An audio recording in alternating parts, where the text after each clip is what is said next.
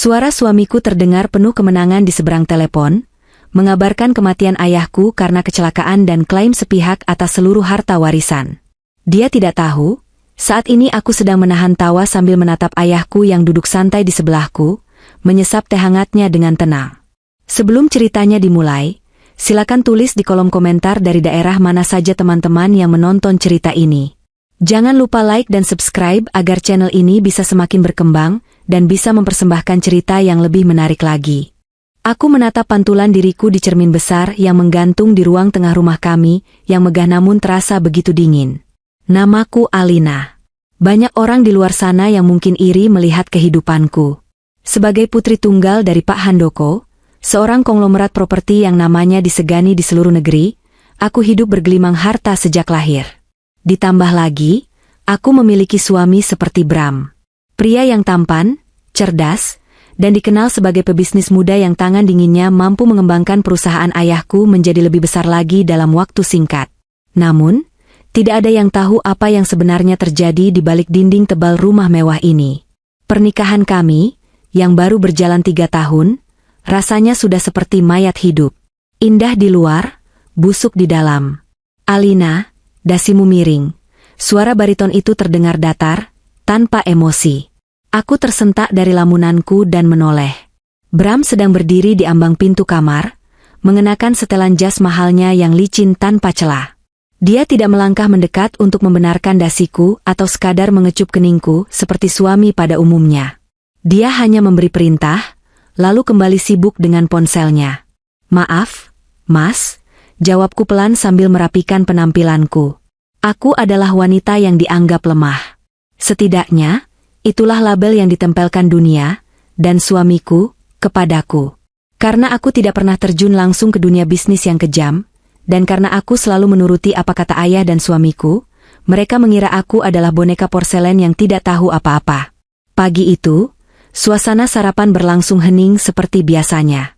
Hanya suara denting sendok beradu dengan piring porselen yang memecah kesunyian. Bram duduk di ujung meja, matanya tidak pernah lepas dari tablet di tangannya, memeriksa grafik saham dan laporan keuangan perusahaan ayahku. "Ayah akan datang makan malam hari ini?" tanyaku mencoba memecahkan kebekuan. Bram menghela napas panjang, seolah pertanyaanku adalah gangguan terbesar dalam hidupnya. Tanpa menoleh, dia menjawab, "Ya, Pak Handoko bilang dia ingin bicara soal proyek di Kalimantan." Kondisinya semakin memburuk, tapi keras kepalanya tidak pernah hilang. Seharusnya dia istirahat saja dan menyerahkan semuanya padaku secara total. Ada nada ketidaksabaran yang kental dalam suaranya. Akhir-akhir ini, setiap kali Bram membicarakan ayah, nadanya selalu penuh iritasi. Ambisinya untuk menguasai kursi kepemimpinan semakin tidak bisa disembunyikan. "Mas, ayah itu sedang sakit. Wajar kalau dia khawatir dengan perusahaan yang dibangunnya dari nol," belaku pelan. Bram akhirnya meletakkan tabletnya dengan kasar. Tatapannya tajam menusuk mataku. "Justru karena dia sakit, Alina, dia sudah tua, pikun, dan terlalu sentimental. Keputusannya mulai tidak rasional. Kamu tahu berapa banyak kerugian yang hampir kita alami karena dia menolak investor asing bulan lalu? Kalau bukan karena aku yang membereskannya di belakang layar, perusahaan itu sudah goyah." Aku menunduk, tidak berani membantah. Namun, hatiku mencelos. Aku tahu ayahku. Ayah mungkin tua dan sakit-sakitan, tapi insting bisnisnya tidak pernah tumpul. Jika ayah menolak investor, pasti ada alasan kuat di baliknya. Malam harinya, ayah datang. Tubuhnya terlihat semakin kurus. Batuknya terdengar kering dan menyakitkan. Namun, sorot matanya masih menyala, tajam mengamati sekeliling. Saat makan malam, aku melihat ketegangan yang nyata antara suamiku dan ayahku. "Bram," suara ayah terdengar parau namun tegas. "Aku melihat laporan keuangan bulan ini. Ada pengeluaran besar untuk vendor yang tidak aku kenal. PT Sejahtera Abadi? Sejak kapan kita bekerja sama dengan mereka?" Bram tersedak air minumnya sedikit, namun dengan cepat menguasai diri. Dia menyeka mulutnya dengan serbet, lalu tersenyum tipis, senyum yang tidak mencapai matanya. "Itu vendor baru untuk suplai material, Pak. Harganya jauh lebih kompetitif. Aku sudah melakukan audit internal, semuanya aman. Ayah menyipitkan matanya. Audit internal oleh timmu? Aku ingin auditor independen yang memeriksanya minggu depan. Suasana meja makan seketika berubah mencekam. Aku melihat rahang Bram mengeras.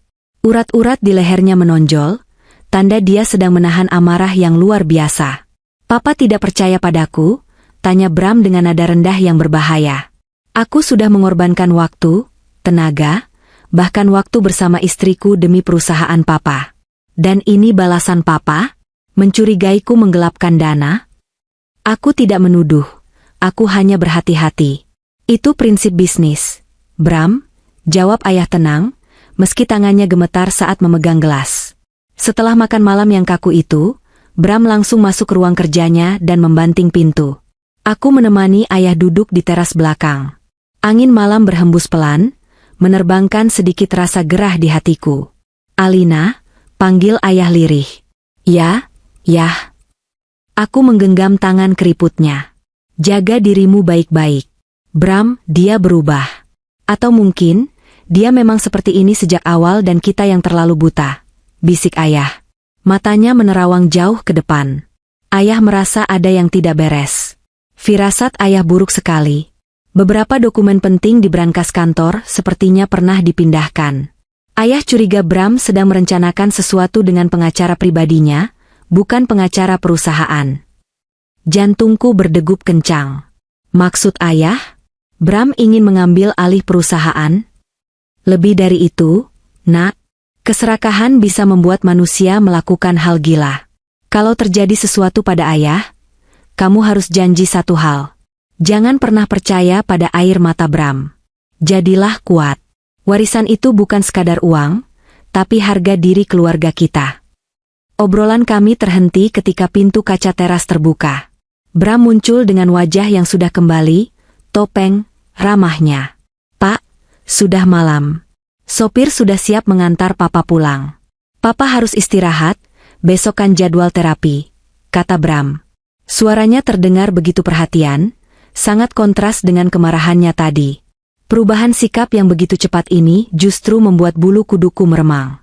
Malam itu, setelah ayah pulang, aku tidak bisa tidur.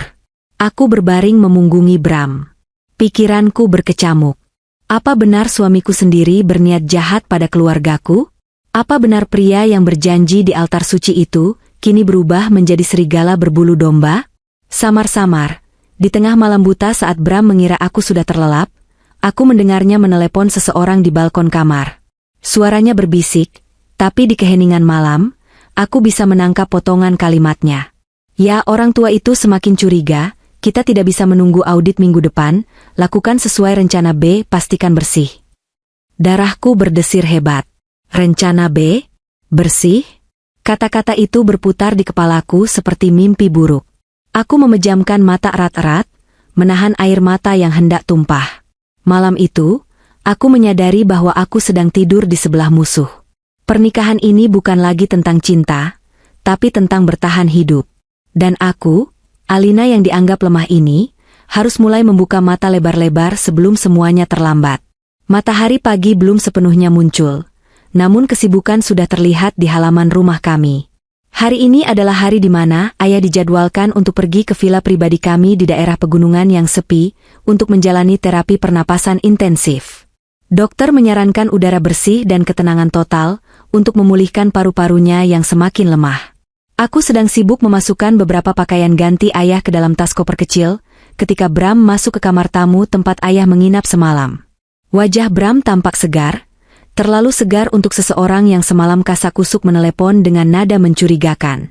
Sayang, biar aku saja yang angkat tasnya, ujar Bram sigap mengambil alih koper dari tanganku. Terima kasih, Mas, jawabku singkat. Aku berusaha keras menyembunyikan getaran dalam suaraku. Kami berjalan menuju ruang tengah di mana ayah sudah duduk menunggu.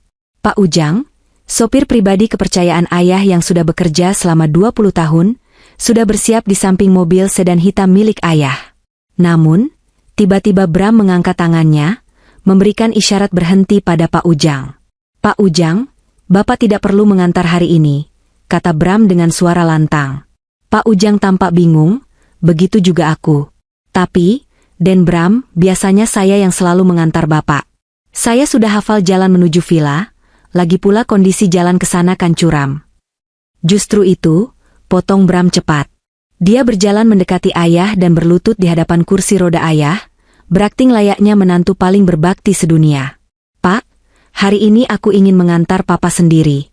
Anggap saja ini sebagai bentuk permintaan maafku soal ketegangan di meja makan kemarin.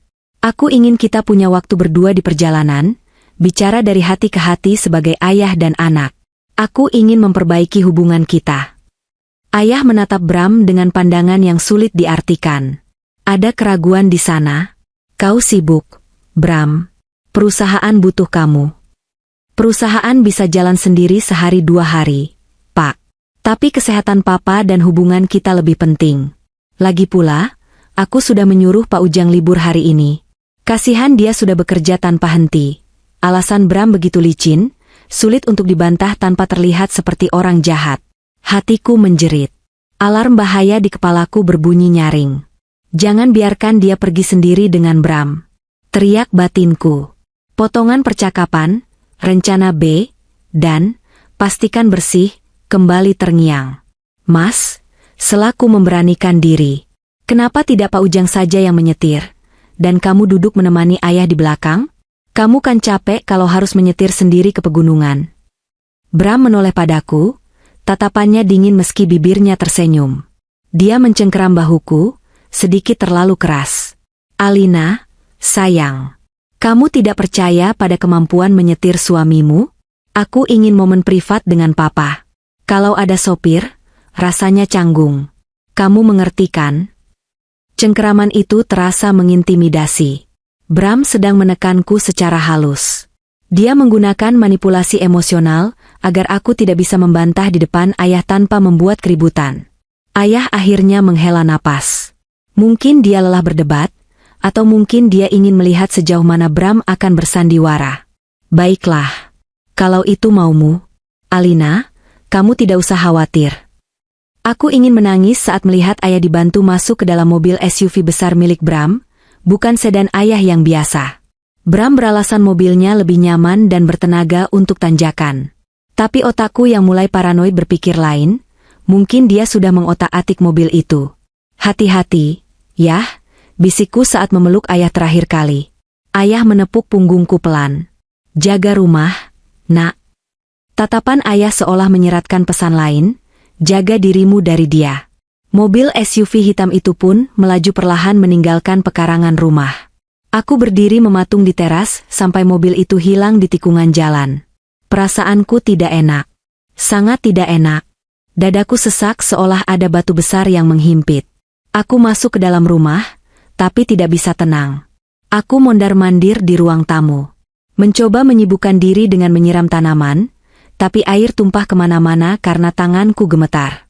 Aku mencoba membaca buku, tapi tidak satupun kalimat yang masuk ke otakku. 2 jam berlalu.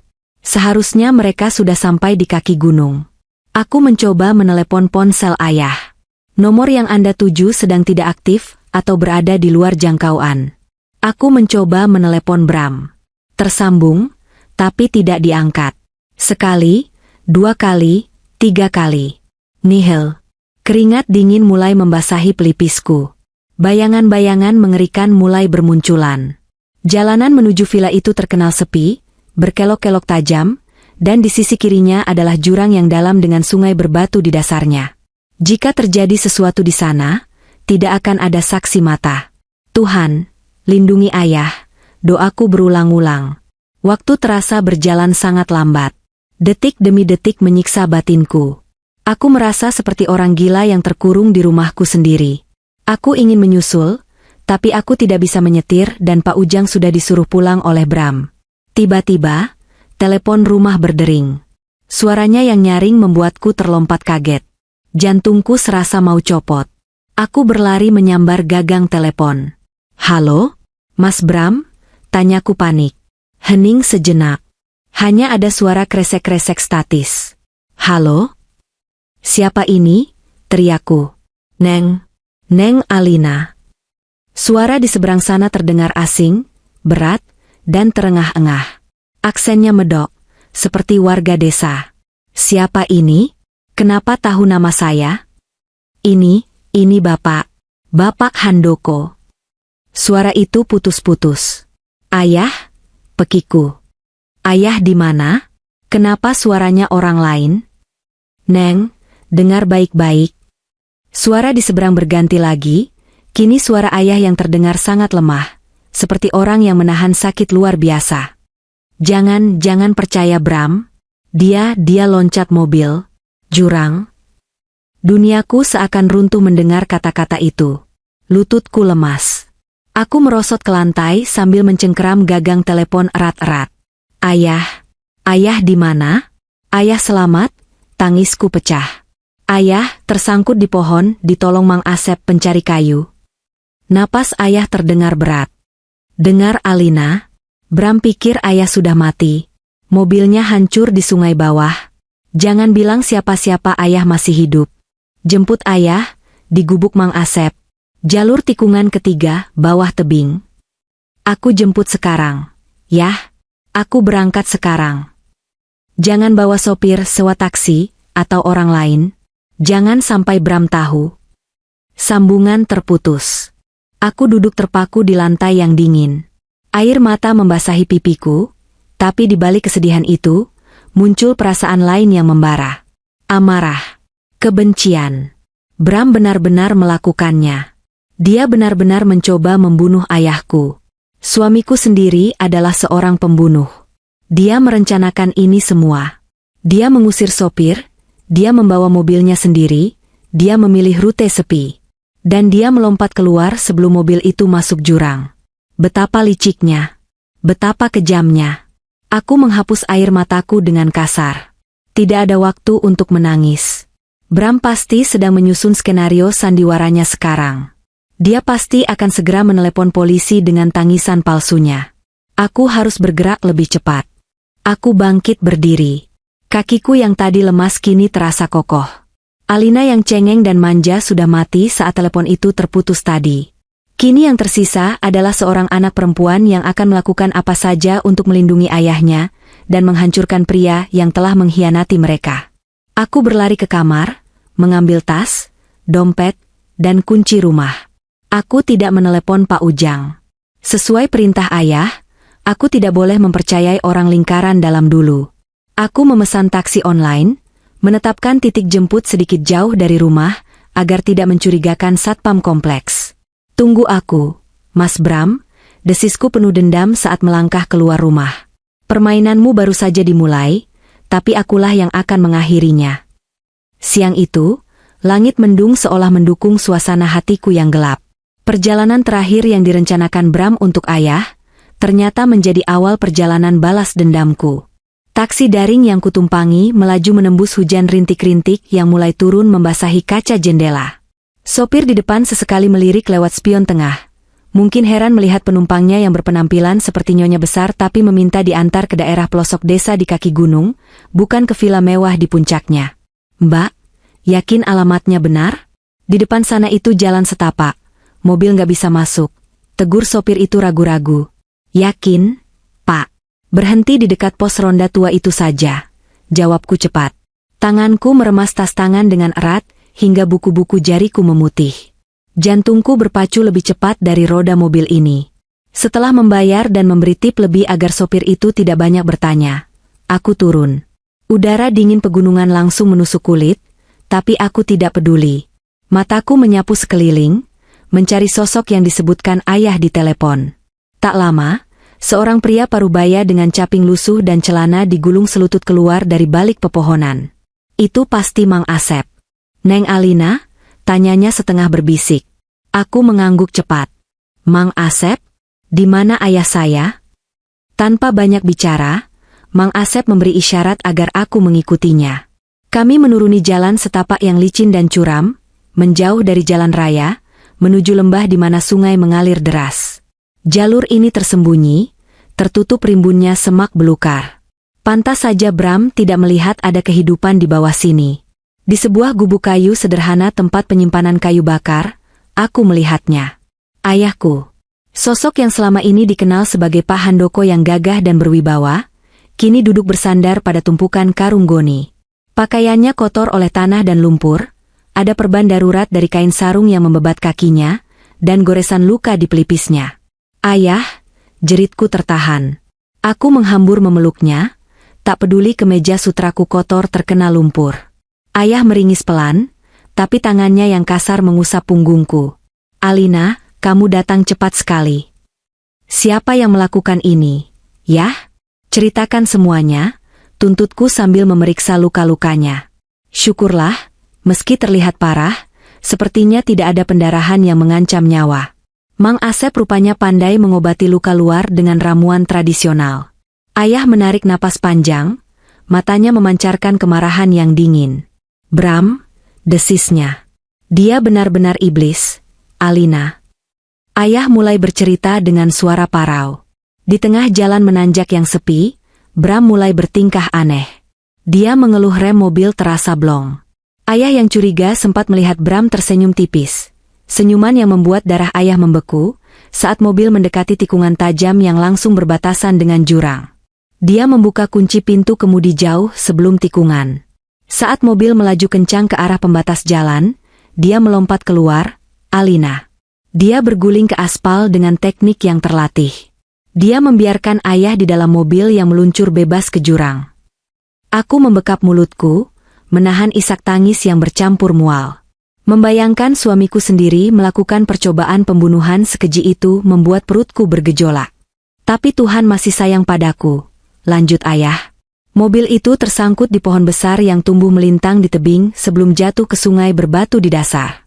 Aku sempat terlempar keluar dari kaca yang pecah dan mendarat di semak-semak tebal."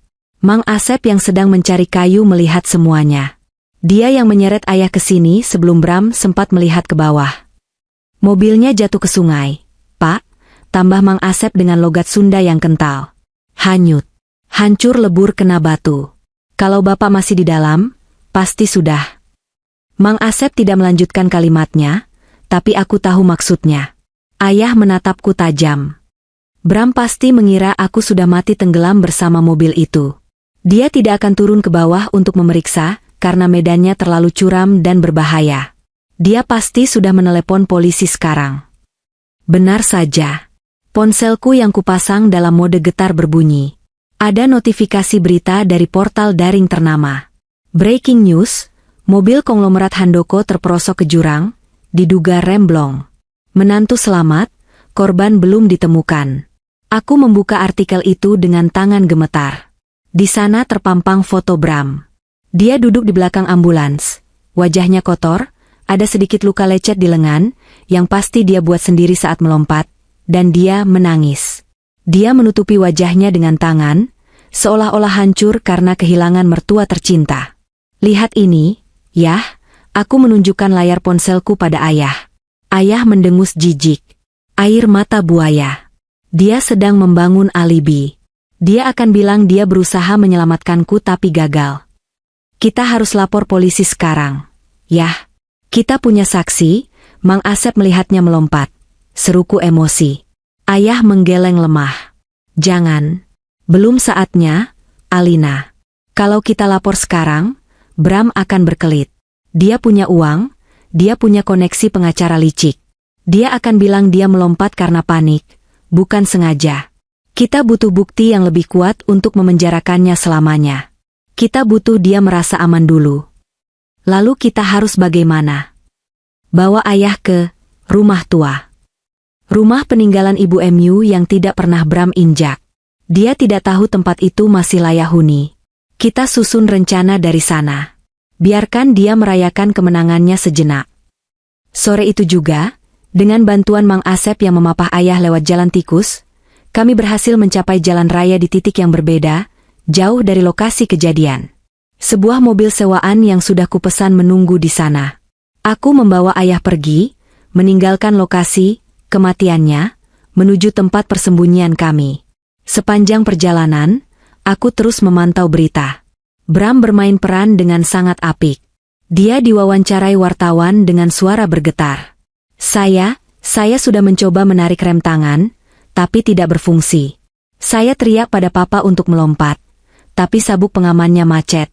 Saya gagal menjaga amanah. Aku mematikan ponsel dengan kasar. Rasa muak memenuhi rongga dadaku. Dulu aku mencintainya. Dulu aku memujanya sebagai penyelamat hidupku. Ternyata, aku hanyalah batu loncatan baginya untuk menguasai harta ayah. Tunggu saja, Bram, bisikku dalam hati sambil menatap jalanan yang mulai gelap. Kau pikir kau sutradara dalam drama ini? Tidak. Kau hanyalah badut yang sedang menari di atas kuburanmu sendiri. Rumah tua peninggalan ibu terletak di pinggiran kota yang tenang, dikelilingi pagar tinggi dan pepohonan rimbun. Rumah ini jarang dikunjungi, tapi aku selalu membayar orang untuk merawatnya. Bram selalu menolak diajak ke sini dengan alasan, bau apek, dan tidak selevel. Ironisnya, keangkuhannya itulah yang kini menjadi keuntungan bagi kami. Dia tidak akan pernah terpikir untuk mencari kami di sini. Malam sudah larut ketika kami sampai. Aku memapah ayah masuk, mendudukannya di sofa ruang tengah yang empuk. Aku segera menyeduh teh hangat untuk menenangkan saraf-saraf kami yang tegang, lalu membersihkan luka ayah dengan lebih layak menggunakan kotak P3K yang tersedia. Sakit, yah? Tanyaku saat mengoleskan antiseptik. Sakit di kaki ini tidak seberapa dibandingkan sakit hati melihat kelakuan suamimu, Lin, jawab ayah getir. Tiba-tiba, ponselku berdering panjang. Lagu klasik Fur Elise memecah keheningan malam. Nama, suamiku hati merah 2, terpampang di layar. Emotikon hati yang dulu kusematkan dengan penuh cinta kini terlihat seperti ejekan. Ayah dan aku saling berpandangan. Angkat, Lin, perintah ayah tenang. Dia mengambil cangkir tehnya, menyesapnya pelan, lalu menyandarkan punggungnya dengan santai seolah tidak terjadi apa-apa. Nyalakan pelantang suara, speaker. Ayah ingin dengar seberapa hebat bakat aktingnya. Aku menarik napas dalam-dalam, mengatur detak jantungku, lalu menekan tombol hijau. Halo, Mas? Suaraku kubuat sedikit bergetar, seolah-olah aku adalah istri yang sedang cemas menunggu kabar. Alina. Suara Bram terdengar pecah di seberang sana. Ada isak tangis tertahan yang sangat meyakinkan. Sayang, kamu di mana?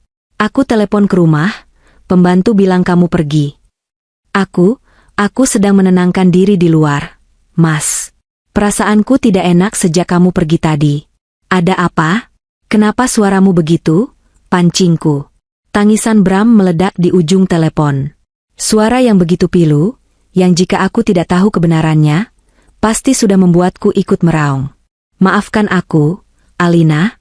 Maafkan aku, Papa. Papa. Ayah kenapa, Mas? Jeritku, berpura-pura panik. Papa meninggal, sayang, ucap Bram akhirnya. Suaranya beralih menjadi nada duka yang dalam. Kecelakaan. Rem mobilnya blong di turunan tajam. Mobilnya masuk jurang dan terbawa arus sungai deras. Tim SAR bilang, mustahil ada yang selamat dari ketinggian itu. Aku melirik ayah. Beliau sedang meniup uap panas dari cangkir tehnya. Wajahnya datar tanpa ekspresi mendengarkan berita kematiannya sendiri. Tidak mungkin. Lirikku. Mas bercandakan? Aku berharap ini mimpi buruk, Alina. Tapi ini kenyataan. Aku sendiri yang mengantar Papa. Aku melihat mobil itu jatuh. Aku hampir mati mencoba menahannya. Bram terisak lagi, lalu dengan cepat, nada bicaranya berubah sedikit lebih tegas, seolah sedang berusaha tegar. Dengar, Alina. Kamu harus tabah. Sekarang kamu cuma punya aku. Disinilah momen itu dimulai. Momen di mana keserakahan Bram mulai merembes keluar dari balik topeng dukanya. Pengacara Papa baru saja bicara padaku di lokasi kejadian. Lanjut Bram. Kebohongan yang sangat konyol. Mana ada pengacara yang standby di jurang?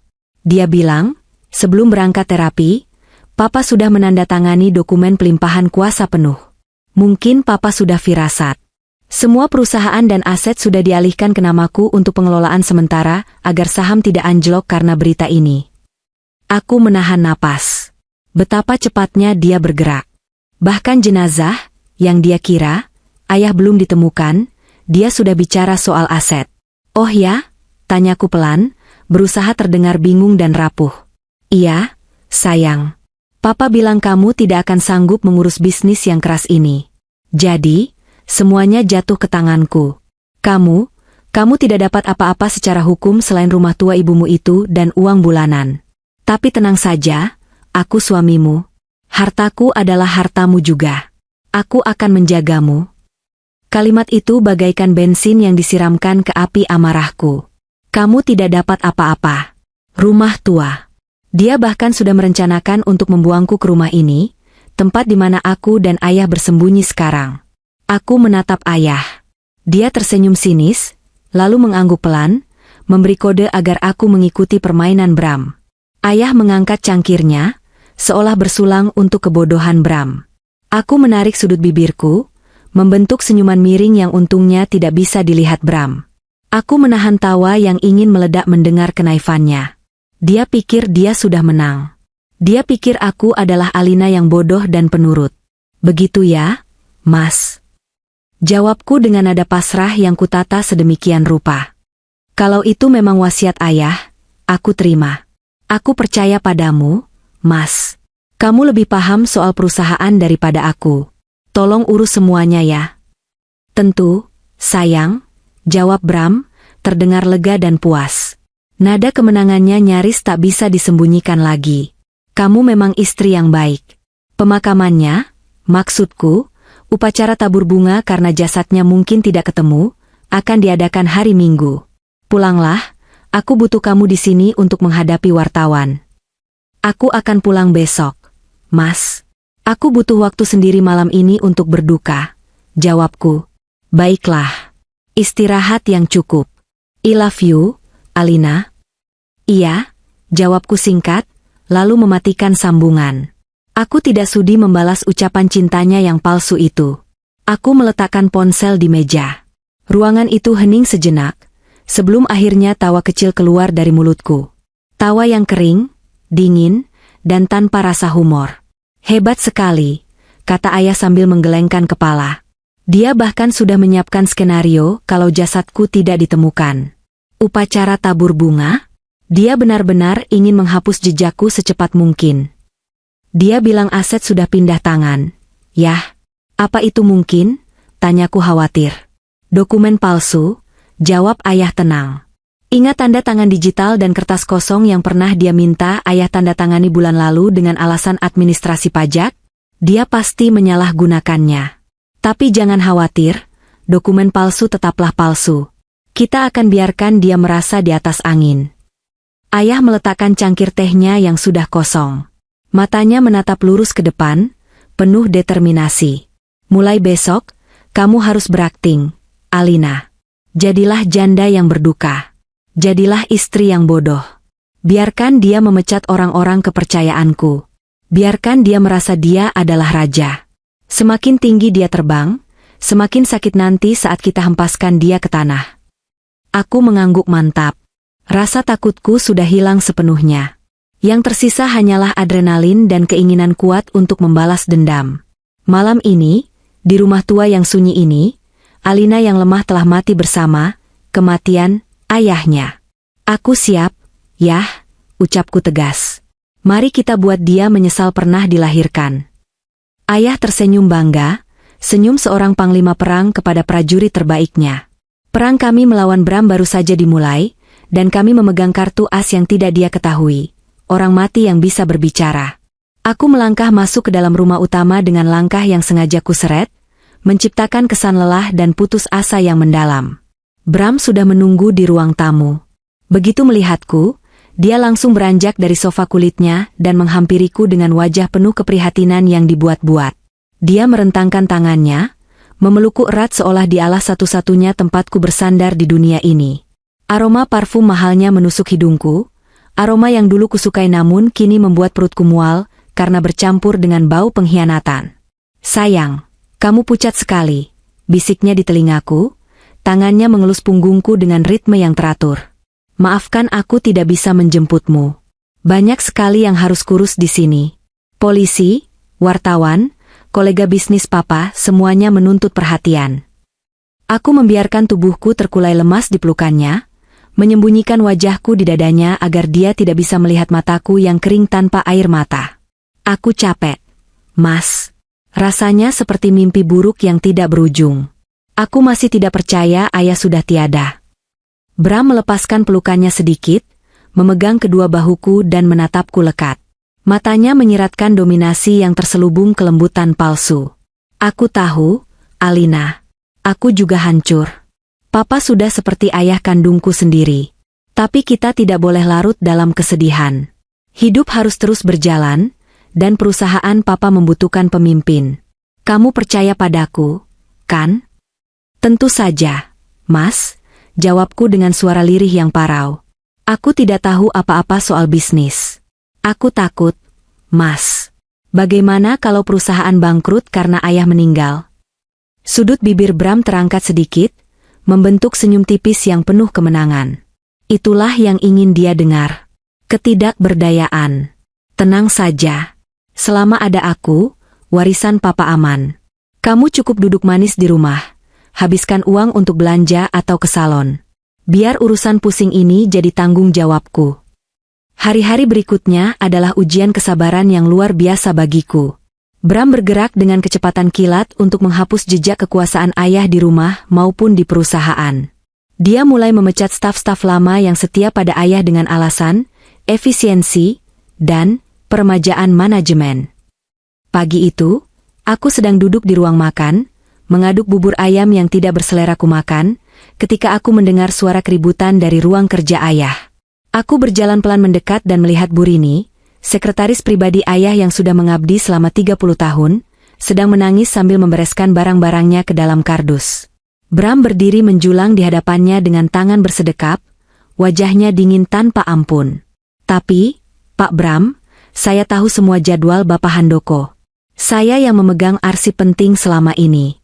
Bapak tidak bisa memecat saya begitu saja tanpa pesangon yang layak. Isak Burini. Burini, potong Bram tajam. Perusahaan butuh darah segar. Cara kerja ibu sudah kuno, tidak sesuai dengan visi saya ke depan. Soal pesangon, itu urusan HRD, bukan urusan saya. Silakan tinggalkan ruangan ini sekarang, atau saya panggil satpam untuk menyeret ibu keluar. Hatiku mendidih melihat kekejaman itu. Burini adalah orang yang dulu sering membelikanku es krim saat aku kecil menunggu ayah di kantor. Ingin rasanya aku berteriak memaki Bram, tapi aku teringat pesan ayah, jadilah istri bodoh. Aku melangkah masuk dengan wajah bingung. Ada apa ini, Mas? Kenapa Burini menangis? Bram menoleh, wajahnya seketika berubah lembut. Ah, Alina. Tidak ada apa-apa. Burini memutuskan untuk pensiun dini. Dia ingin istirahat di kampung halamannya. Benar kan, Bu? Bram menatap Burini dengan sorot mata mengancam. Burini menatapku dengan mata basah, seolah ingin mengadu, tapi dia melihat ketakutan di mataku, yang kuharap dia mengerti itu hanya akting. Dia akhirnya mengangguk pelan. Iya, Non Alina. Saya pamit. Setelah Burini pergi, Bram merangkul pinggangku. Nah, sekarang lebih lega. Aku akan menggantinya dengan sekretaris baru yang lebih kompeten dan menarik. Biar suasana kerja lebih segar. Aku hanya mengangguk patuh. Terserah Mas saja. Yang penting Mas tidak terlalu capek. Di balik sikap penurutku, aku bekerja dalam diam. Setiap kali Bram pergi ke kantor, aku menyelinap keluar lewat pintu belakang. Aku tidak menggunakan mobilku ataupun sopir baru sewaan Bram. Aku berjalan kaki cukup jauh hingga ke jalan raya, lalu menaiki ojek pangkalan menuju rumah tua, tempat ayah bersembunyi. Di sana, kami menyusun serangan balik. Ayah, meski kakinya masih diperban, otaknya bekerja lebih tajam dari sebelumnya. Dia sudah menghubungi detektif swasta kepercayaannya yang bekerja di luar radar perusahaan. Lihat ini, Lin, kata ayah suatu sore, menyodorkan sebuah tablet padaku. Di layar tablet itu, terlihat rekaman CCTV buram dari sebuah minimarket di dekat lokasi kejadian kecelakaan. Rekaman itu menunjukkan mobil SUV Bram berhenti sebentar di pinggir jalan sebelum tikungan maut itu. Bram terlihat turun, memeriksa bagian bawah mobil, lalu melakukan sesuatu di bagian roda depan. Gerakannya cepat dan mencurigakan. Ini bukti dia merusak sistem pengereman, kata ayah geram. Resolusinya memang tidak terlalu tinggi untuk melihat detail alat yang dia pakai, tapi ini cukup untuk mematahkan alibinya bahwa rem blong mendadak. Dia merencanakannya. Dan ini, ayah menyodorkan berkas lain. Rekam medis palsu. Dia membayar psikiater korup untuk membuat surat diagnosa yang menyatakan aku mengalami demensia dini sejak 6 bulan lalu. Dengan surat ini, dia ingin membatalkan semua keputusan bisnisku di masa lalu dan melegitimasi surat wasiat palsu yang dia buat, seolah-olah aku menyerahkan kekuasaan karena sadar otakku sudah tidak mampu. Aku membaca berkas itu dengan tangan gemetar. Demensia? Ayahku adalah orang paling cerdas yang aku kenal. Fitnah ini benar-benar keji. Bram juga tidak tahu kalau mobilnya memiliki sistem black box sederhana yang merekam percakapan di kabin. Tambah ayah sambil tersenyum miring. Alat itu tersembunyi di bawah dashboard. Saat mobil diangkat dari sungai oleh tim evakuasi kemarin, yang tentu saja dilakukan diam-diam oleh orang bayaran kita sebelum polisi datang, alat itu masih utuh karena terlindung pelindung kedap air. Ayah punya rekaman suaranya? Tanyaku takjub. Setiap kata, Alina. Teriakan palsunya, suara pintu terbuka sebelum benturan, dan gumamannya saat dia keluar dari mobil. Mati kau tua bangka. Itu kalimat terakhir yang dia ucapkan sebelum mobil meluncur. Darahku berdesir panas. Bukti-bukti ini sudah lebih dari cukup untuk mengirim Bram ke penjara seumur hidup. Tapi ayah belum puas. Dia ingin menghancurkan Bram di depan umum, di saat dia merasa paling tinggi. Kapan rapat itu, Lin? Tanya ayah. Lusa? Yah. Rapat umum pemegang saham luar biasa. Agendanya tunggal. Pengumuman kematianmu dan pengangkatan CEO baru sesuai wasiat? Jawabku. Bagus. Ayah menyeringai. Kita akan datang. Tapi kau harus datang lebih dulu. Biarkan dia menikmati panggungnya. Biarkan dia merasa sudah menggenggam dunia. Saat dia hendak menyentuh mahkota itu, kita akan memenggal tangannya. Malam sebelum rapat, Bram pulang dengan suasana hati yang sangat baik. Dia membawa sebotol anggur mahal dan 2 gelas kristal. Dia menuangkan anggur itu dan menyodorkannya padaku. Untuk masa depan kita, sayang, katanya sambil mendentingkan gelasnya ke gelasku. Besok adalah hari bersejarah. Perusahaan papa akan resmi menjadi milik kita. Ah, ralat, milikku untuk kita. Aku menyesap anggur itu sedikit, merasakan pahitnya yang tidak sebanding dengan kepahitan hidupku saat ini. Aku gugup. Mas, aku harus datang besok. Harus? Dong. Kamu adalah simbol persetujuan keluarga.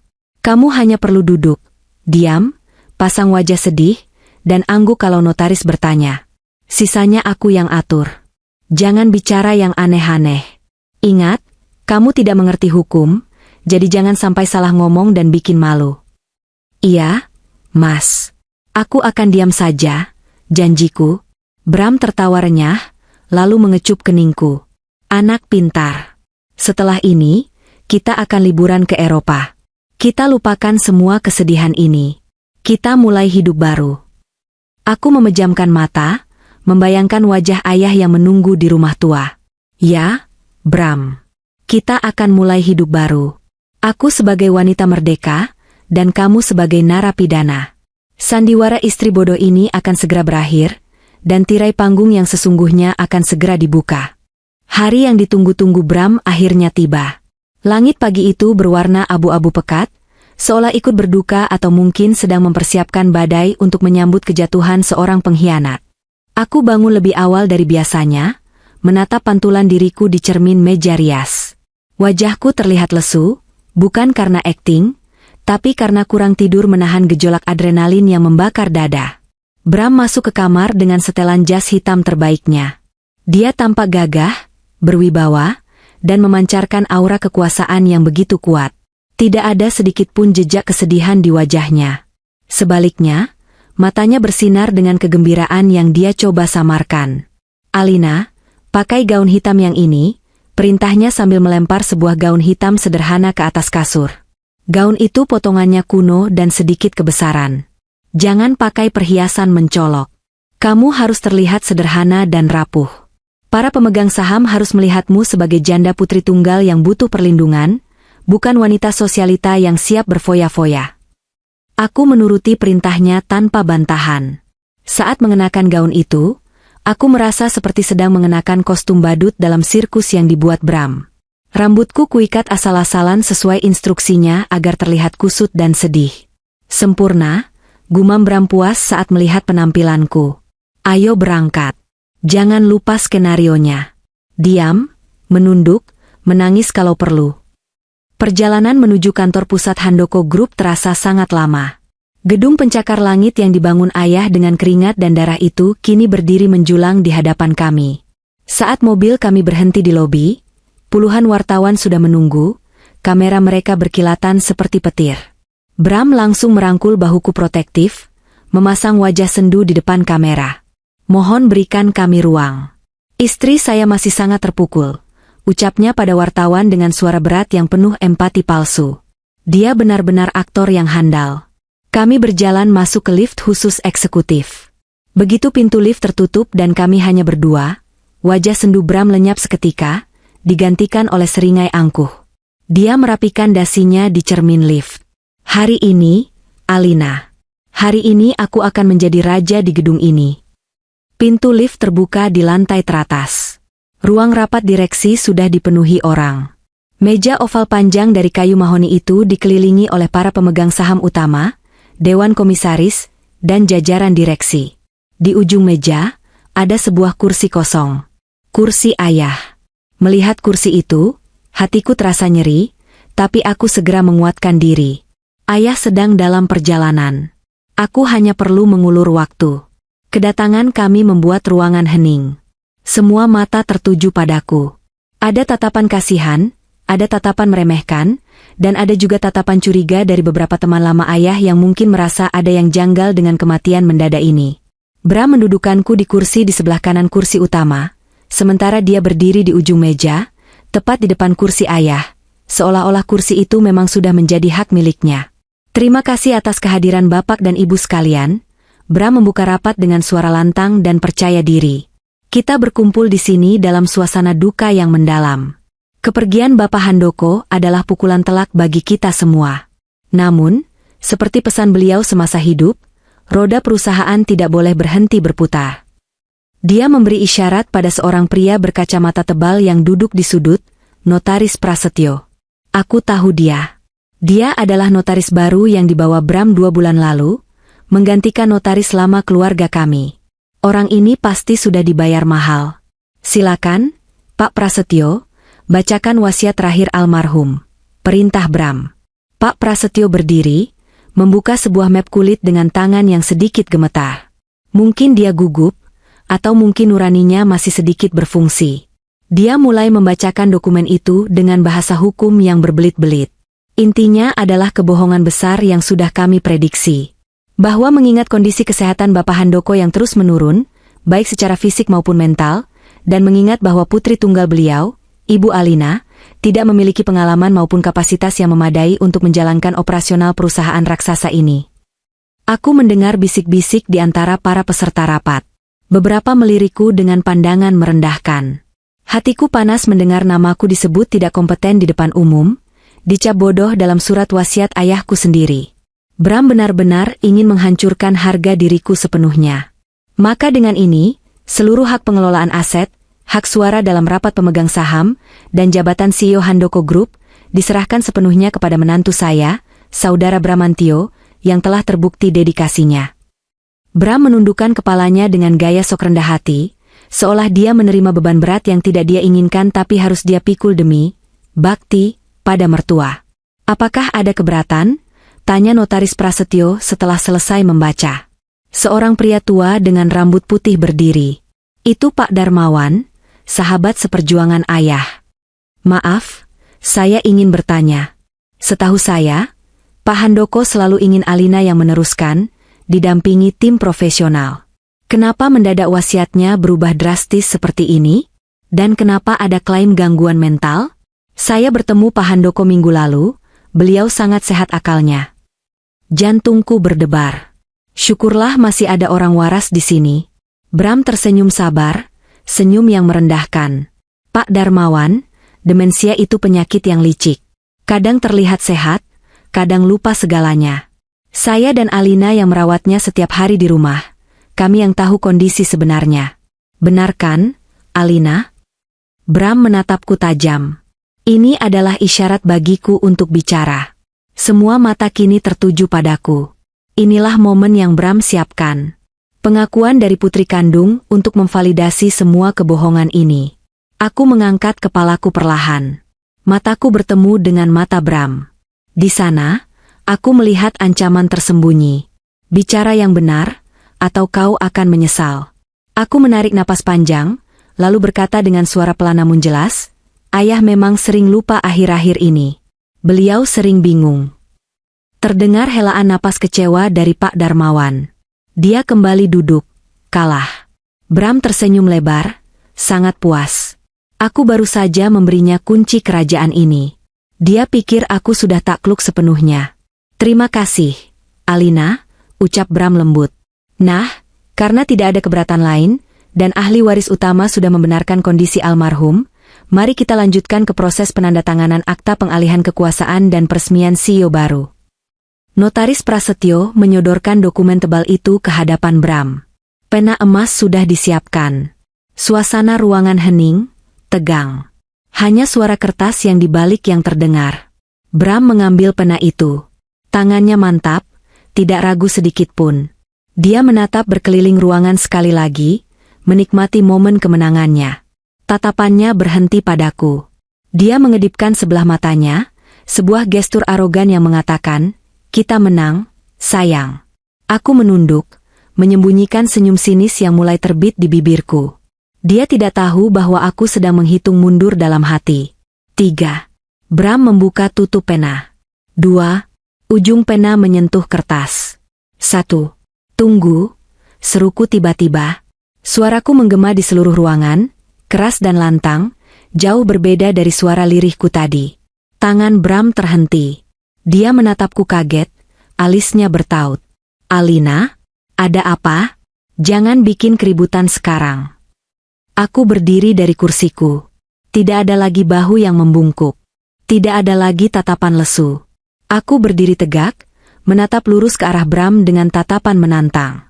Sepertinya ada kesalahan dalam prosedur ini, kataku lantang. Anda tidak bisa mengalihkan kekuasaan pemilik perusahaan tanpa persetujuan pemilik aslinya. Alina, duduk, desis Bram, wajahnya mulai memerah menahan marah. Pemilik aslinya sudah meninggal. Jangan bicara melantur karena sedih. Siapa bilang meninggal? Suara itu bukan suaraku. Itu suara berat, berwibawa, dan sangat familiar yang datang dari arah pintu masuk ruang rapat. Semua kepala di ruangan itu berputar serentak ke arah pintu. Wajah Bram memucat seketika, seolah darah di tubuhnya disedot habis.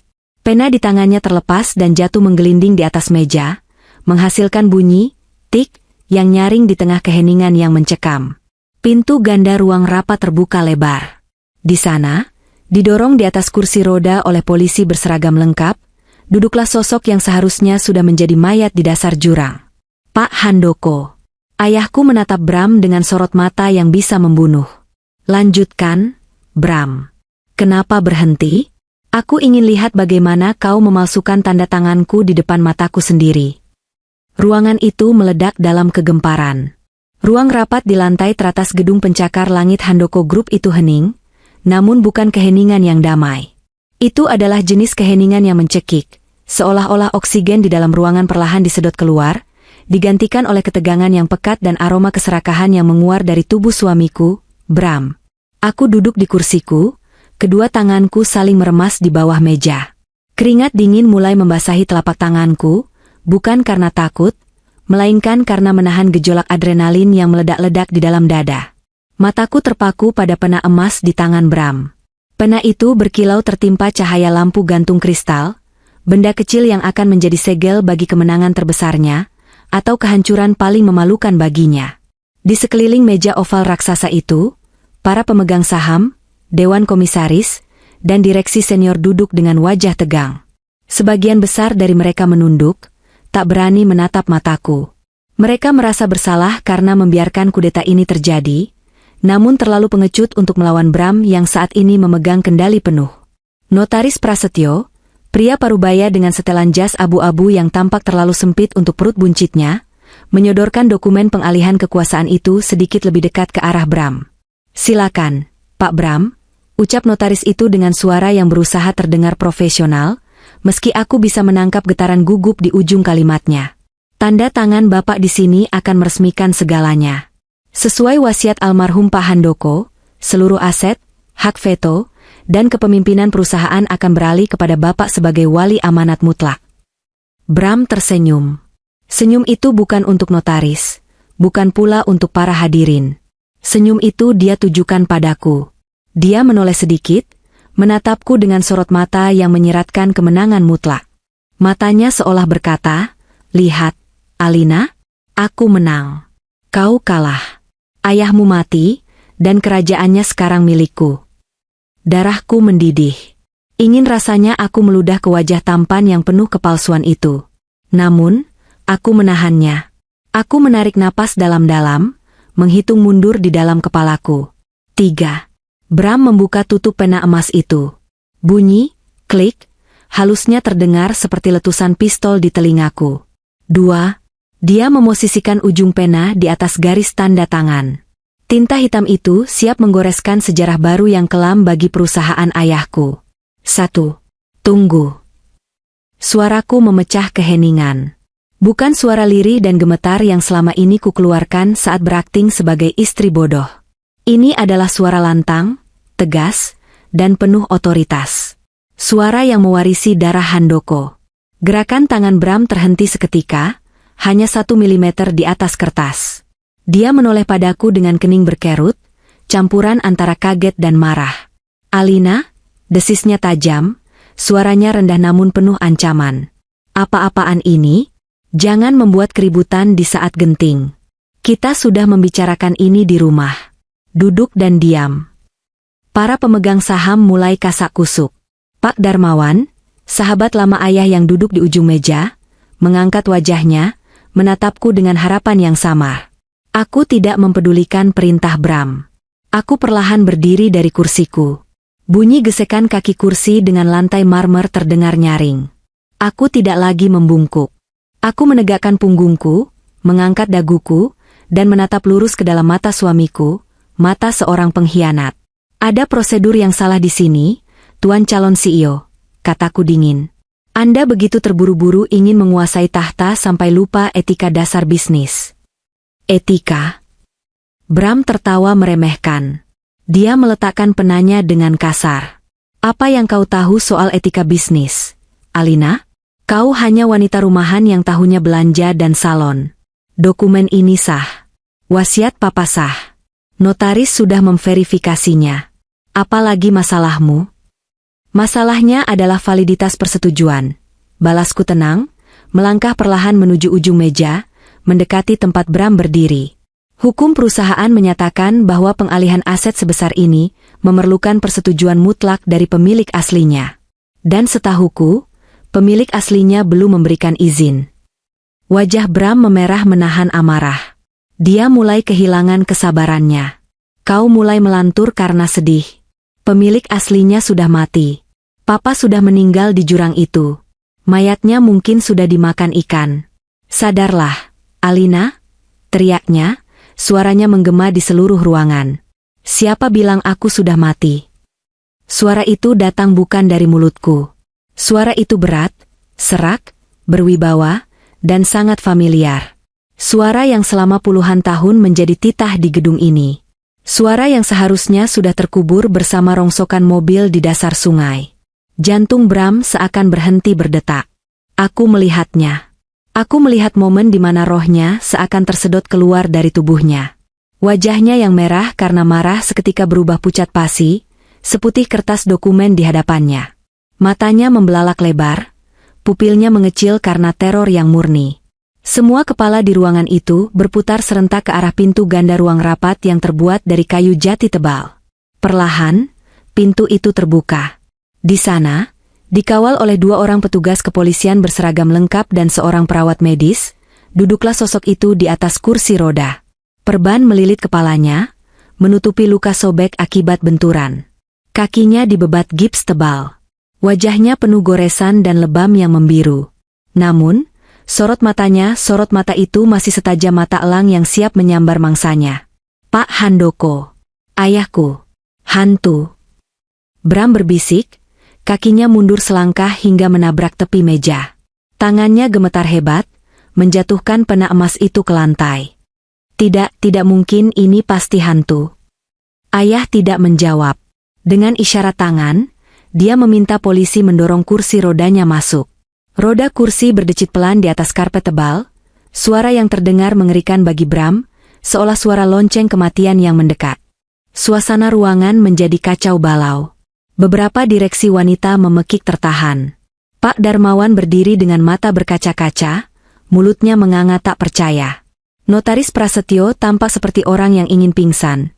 Wajahnya banjir keringat dingin, matanya liar mencari jalan keluar. Ayah berhenti tepat di ujung meja, berhadapan langsung dengan Bram. Jarak mereka hanya terpisah meja panjang, namun terasa seperti jurang yang memisahkan antara kebenaran dan kejahatan. Kau kecewa melihatku, Bram? Tanya ayah. Suaranya tenang, namun setiap suku katanya mengandung bisa yang mematikan. Kau pikir jurang sedalam itu cukup untuk membunuhku? Kau pikir memotong kabel rem dan melompat keluar seperti pengecut sudah cukup untuk menyingkirkan Handoko? Bram menggeleng-gelengkan kepalanya panik. Dia tampak seperti orang gila yang kehilangan pijakan realitas. Bohong. Ini bohong. Kau bukan papa. Papa sudah mati. Aku melihat mobilnya jatuh. Aku melihatnya sendiri. Tentu saja kau melihatnya. Potongku tajam. Aku berdiri di samping kursi roda ayah, meletakkan tanganku di bahunya sebagai tanda dukungan. Kau melihatnya karena kau yang merencanakannya. Kau yang menyuruh Pak Ujang libur. Kau yang bersikeras menyetir sendiri. Dan kau yang melompat keluar sebelum mobil itu menghantam pembatas jalan. Fitnah, teriak Bram histeris. Dia menunjuk wajahku dengan jari telunjuk yang gemetar. Kalian bersekongkol. Istriku ini gila. Dia menyewa aktor untuk menyamar jadi papa. Lihat orang tua ini, wajahnya diperban, bisa saja siapapun di balik perban itu. Papa kena demensia. Ingat surat dokter itu? Dia pikun. Apapun yang dia katakan tidak valid. Bram berusaha mencari sekutu. Dia menoleh ke arah para pemegang saham, merentangkan tangannya memohon dukungan. Bapak-bapak, ibu-ibu, jangan tertipu. Ini kudeta yang dilakukan Alina karena tidak terima warisan jatuh ke tangan saya. Ini semua sandiwara. Ayah tertawa. Tawa yang kering, pendek, dan penuh rasa jijik. Sandiwara, katamu? Ayah mencondongkan tubuhnya ke depan, menahan rasa sakit di rusuknya. Mari kita lihat siapa yang bersandiwara di sini. Inspektur, tolong putar rekaman dari black box mobil saya. Seorang perwira polisi maju ke depan, meletakkan sebuah perangkat audio portabel di tengah meja, tepat di samping mikrofon rapat. Dia menekan tombol play. Ruangan itu hening total. Bahkan suara napas pun seolah tak terdengar. Kresek, us. Suara angin dan deru mesin mobil. Lalu terdengar suara Bram, jernih dan tak terbantahkan. Suara yang akrab bagi semua orang di ruangan itu. Maaf, Pak. Remnya sepertinya bermasalah. Nadanya dibuat-buat panik, tapi terlalu tenang untuk situasi darurat. Kemudian suara ayah yang benar-benar panik. Bram, awas tikungan. Injak remnya. Injak rem tangannya. Sudah, Pak. Tidak berfungsi. Suara klik pintu mobil dibuka. Suara angin menderu kencang masuk ke dalam kabin. Lalu, momen yang membuat seluruh ruangan menahan napas. Suara Bram terdengar lagi, kali ini sangat dekat dengan alat perekam, mungkin karena dia membungkuk untuk melompat keluar. Suara itu dingin, kejam, dan penuh kebencian. Mati kau tua bangka. Hartamu akan lebih berguna di tanganku daripada membusuk bersamamu. Brak! Suara pintu ditutup, benda menghantam. Bram! Bram! Teriakan ayah yang memilukan. Lalu suara gemuruh. Suara logam beradu dengan batu, suara kaca pecah, dan akhirnya hening. Rekaman berhenti. Wajah para pemegang saham berubah menjadi horor. Pak Darmawan menutup mulutnya, air mata menetes di pipinya. Bu Laras, Direktur Keuangan, menatap Bram dengan pandangan jijik seolah dia melihat kotoran. Bram membeku. Dia tidak bisa lagi berteriak. Dia tidak bisa lagi menyangkal. Suaranya sendiri telah mengkhianatinya. Kalimat, "Mati kau tua bangka," masih terngiang-ngiang di setiap sudut ruangan, memantul di dinding-dinding kaca, menjadi vonis yang tak terelakkan. Itu rekayasa Ai. Gumam Bram lemah, tapi tidak ada yang mendengarkannya lagi. Argumennya sudah hancur lebur. Ayah mengangkat tangannya, menunjuk tumpukan dokumen yang dibawa polisi. Bukan hanya itu, Bram. Kami punya rekaman CCTV saat kau mengotak-atik ban mobil di minimarket. Kami punya kesaksian Mang Asep, pencari kayu yang melihatmu melompat dan berguling di aspal lalu berakting menangis. Kami punya bukti transfer dari rekening pribadimu ke Notaris Prasetyo untuk memalsukan surat wasiat ini. Notaris Prasetyo, yang sedari tadi diam, tiba-tiba jatuh berlutut. Ampun, Pak Handoko. Ampun. Saya dipaksa. Pak Bram mengancam karir saya. Dia bilang Bapak sudah tidak ada, jadi tidak akan ada yang tahu. Pengakuan notaris itu adalah paku terakhir di peti mati Bram. Bram menatap sekelilingnya dengan liar. Dia sadar dia sudah kalah telak. Dinding-dinding kekuasaan yang dia bangun dalam imajinasinya kini runtuh menimpanya. Dia terperangkap. Tiba-tiba, insting binatang buasnya muncul. Jika dia tidak bisa menang, dia akan menghancurkan segalanya. Matanya tertuju padaku. Tatapan penuh dendam kesumat. Ini semua gara-gara kau, Jalang, teriaknya. Dalam sekejap mata, Bram menyambar pisau pemotong kertas yang tergeletak di meja dekatnya. Dia melompati meja rapat, menerjang ke arahku. Gerakannya cepat, didorong oleh keputusasaan. "Alina, awas!" teriak ayah. Polisi bereaksi, tapi jarak Bram terlalu dekat denganku. Aku melihat kilatan logam itu mendekat. Namun, aku bukan lagi Alina yang lemah. Selama berhari-hari bersembunyi, aku telah memvisualisasikan momen ini. Saat Bram menerjang, aku tidak mundur. Aku justru mengambil langkah ke samping dengan cepat, membiarkan momentum tubuhnya membawanya melewatiku. Dengan sekuat tenaga, aku mengayunkan tas kerjaku yang berat, yang berisi laptop dan berkas tebal, menghantam kepalanya. Bug! Bram terhuyung. Keseimbangannya goyah. Sebelum dia sempat berbalik, 2 orang polisi sudah menubruknya dari belakang. Mereka membanting tubuh Bram ke lantai marmer yang keras. Pisau pemotong kertas terlempar jauh. "Lepaskan aku! Lepaskan!" raung Bram saat wajahnya ditekan ke lantai. Tangannya ditarik paksa ke belakang. Bunyi klik borgol yang mengunci pergelangan tangannya terdengar, seperti musik terindah yang pernah kudengar seumur hidupku. Napas Bram memburu, mendengus seperti banteng yang terluka. Dia mengangkat wajahnya, menatapku dari posisi terhina di lantai. "Alina, tolong aku!" bisiknya, tiba-tiba mengubah taktik menjadi memelas. "Aku suamimu. Kita bisa bicarakan ini, jangan biarkan mereka membawaku." Aku menatapnya dari atas. Dulu, aku selalu mendongak menatapnya, memuja setiap perkataannya. Sekarang, dia berada tepat di tempat yang seharusnya, di bawah kakiku. "Suamiku sudah mati, Bram," jawabku dingin, suaraku bergema di ruangan yang sunyi. "Dia mati bersamaan dengan hati nuraninya di tebing itu. Kau hanyalah orang asing yang mencoba membunuh ayahku." Bram masih mencoba meronta saat polisi menariknya berdiri. Jas mahalnya kusut, rambutnya berantakan, dan wibawanya lenyap tak berbekas. "Bawa dia pergi," perintah ayah tegas. Baunya mengotori ruangan ini. Saat polisi menyeret Bram keluar, para pemegang saham yang tadinya diam mulai bersuara.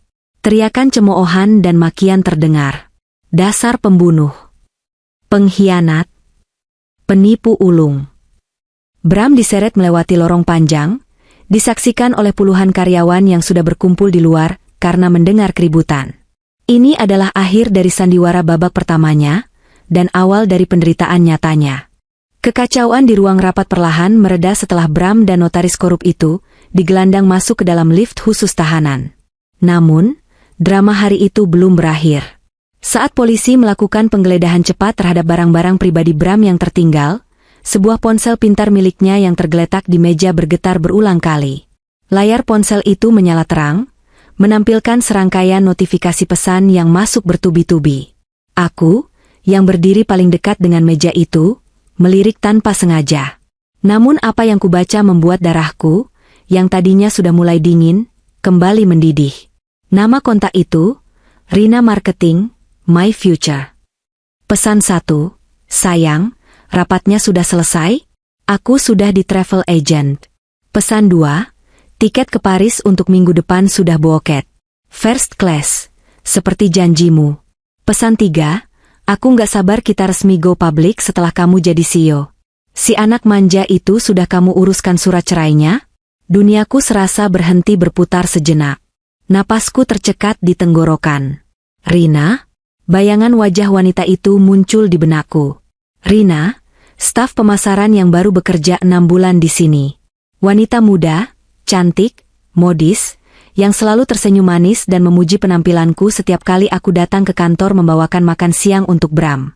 Wanita yang sering membawakanku kopi dan berkata, Ibu Alina beruntung sekali punya suami sesetia Pak Bram. Ternyata, di balik senyum manis itu, dia adalah ular yang melilit leherku. Jadi, rencana pembunuhan ayah bukan hanya soal harta. Itu juga soal kebebasan Bram untuk bersama wanita lain. Dia ingin menyingkirkan ayah untuk mendapatkan uangnya, dan menyingkirkanku untuk mendapatkan wanita impiannya. Aku hanyalah batu loncatan yang akan dibuang ke tong sampah setelah tidak berguna. Lin, suara ayah menyadarkanku. Aku mengambil ponsel itu dengan tangan gemetar. Bukan karena sedih, tapi karena murka. Pak Polisi, panggilku pada inspektur yang masih ada di ruangan. Tolong jadikan ini barang bukti tambahan. Dan tolong kirim unit untuk menjemput wanita ini. Namanya Rina, Divisi Pemasaran Lantai 12. Dia terlibat dalam perencanaan penggunaan uang hasil kejahatan. Polisi itu mengangguk tegas, mengambil ponsel tersebut dan segera memberi instruksi lewat radio panggilnya. Aku berjalan menuju jendela besar, melihat ke bawah. Di lobi gedung, aku bisa melihat mobil polisi yang membawa Bram mulai bergerak, dikerumuni wartawan. Kau baik-baik saja, nak? Ayah memutar kursi rodanya mendekatiku. Aku berbalik, menatap ayah dengan mata yang kering. Anehnya, tidak ada air mata. Rasa sakit hati karena perselingkuhan itu tertutupi oleh rasa lega yang luar biasa, karena mengetahui kebenaran sepenuhnya. Tidak ada lagi pertanyaan, kenapa, di kepalaku. Semuanya jelas sekarang. Bram adalah monster paket lengkap. Aku lebih dari baik. Yah, jawabku mantap. Aku merasa ringan. Seperti sampah busuk baru saja dibuang dari rumah kita. Sore itu juga, berita penangkapan Bram meledak di seluruh media nasional. Headline di mana-mana menulis, menantu durhaka, percobaan pembunuhan konglomerat Handoko demi harta dan wanita simpanan. Wajah Bram dan Rina terpampang jelas. Reputasi yang dia bangun bertahun-tahun hancur dalam hitungan jam. 2 minggu kemudian, udara di dalam ruang kunjungan Rutan Salemba terasa lembab dan berbau pembersih lantai murahan. Dinding-dinding beton abu-abu yang dingin menjadi saksi bisu ratusan percakapan menyedihkan setiap harinya. Aku duduk di salah satu bilik kaca, menunggu. Pintu besi di seberang sana terbuka. Seorang petugas menggiring pria berbaju oranye kusam. Itu Bram. Hanya dalam 2 minggu, dia berubah drastis. Wajahnya tirus, matanya cekung dengan lingkaran hitam yang pekat. Rambutnya yang dulu selalu tertata rapi dengan pomade mahal, kini dicukur hampir botak. Jalannya bungkuk, tidak ada lagi dada yang membusung sombong. Dia duduk di kursi seberang, menatapku lewat kaca pemisah. Tangannya terborgol di atas meja. Saat melihatku, ada kilatan harapan di matanya, harapan bodoh yang menyedihkan.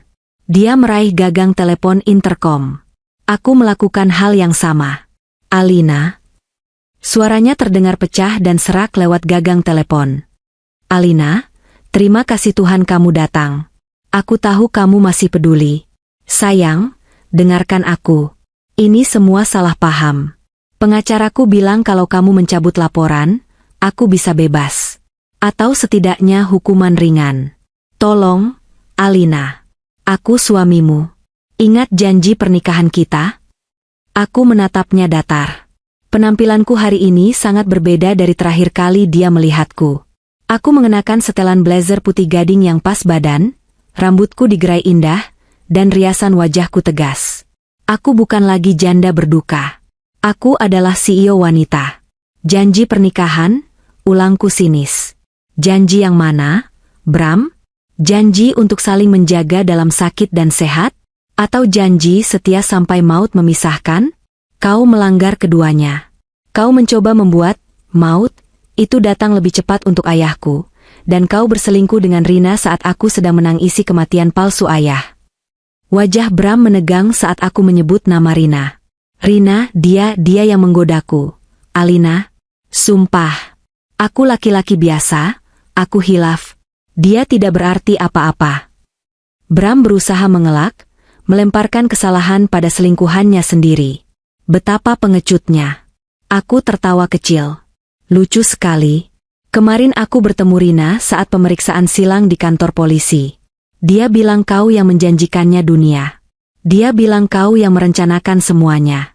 Kalian berdua sama saja, saling menggigit saat kapal mulai karam. Aku mengeluarkan sebuah amplop coklat dari tasku dan menempelkannya ke kaca. Apa ini? Tanya Bram, matanya menyipit. Surat gugatan cerai, jawabku tegas. Pengacaraku sudah mengurus semuanya. Karena kau sudah berstatus tersangka dengan bukti kuat, prosesnya akan sangat cepat. Aku menuntut perceraian dengan alasan KDRT psikis, percobaan pembunuhan terhadap keluarga, dan perzinahan. Aku juga membekukan semua aset gabungan kita yang ternyata isinya uang hasil korupsimu di perusahaan ayah. Mata Bram membelalak. Kau tidak bisa melakukan itu. Aku punya hak atas harta Gonogini. Tidak ada harta Gonogini untuk kriminal yang mencoba membunuh mertuanya. Bram, potongku tajam. Kau akan keluar dari penjara ini, mungkin 20 tahun lagi, sebagai gelandangan. Tanpa uang, tanpa nama baik, dan tanpa keluarga. Bram mulai memukul kaca pemisah dengan tangannya yang terborgol. Wajahnya memerah padam karena amarah yang meledak. Dasar wanita jalang. Kau pikir kau bisa memimpin perusahaan? Kau bodoh. Kau lemah. Tanpa aku, Handoko Group akan bangkrut dalam sebulan. Kau akan merangkak kembali padaku minta tolong. Petugas di belakang Bram langsung sigap menahan bahunya, siap menyeretnya kembali ke sel. Aku berdiri, menatapnya dengan rasa kasihan yang dingin. Kau salah, Bram. Aku tidak bodoh. Aku hanya terlalu percaya pada cinta, sampai aku lupa logika. Tapi kau yang membangunkanku. Terima kasih.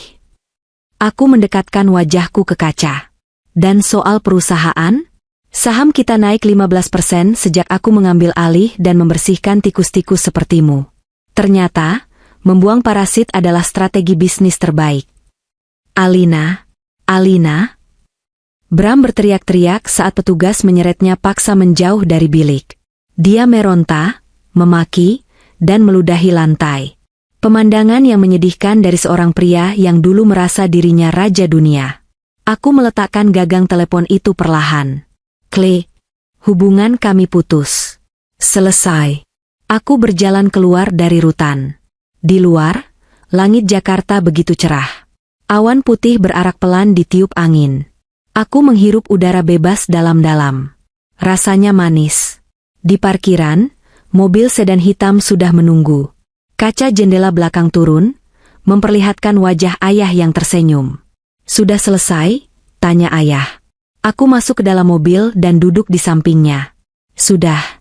Yah, bab terakhir sudah ditutup. Bagus. Sekarang, kita buka bab baru.